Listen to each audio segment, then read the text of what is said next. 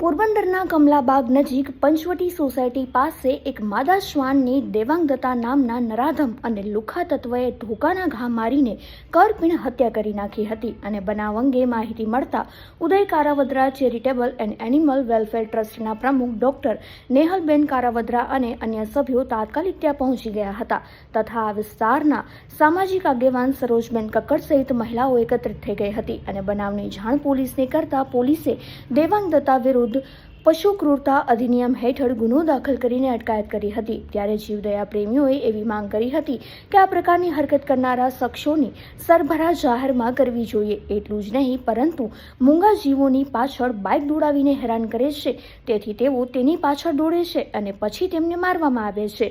તેથી આવા નરાધમો સામે કડક પગલાં ભરવા જોઈએ। તો બીજી બાજુ પોસ્ટમોર્ટમની કાર્યવાહી બાદ મૃતદેહ સોંપવામાં આવતા સંસ્થાના સેવાભાવી સભ્યોએ આ માદા શ્વાનની અંતિમ વિધિ કરી હતી અને તેના આત્માની શાંતિ માટે પ્રાર્થના કરી હતી। હત્યાના બનાવના સીસીટીવી ફૂટેજ પણ સામે આવ્યા છે।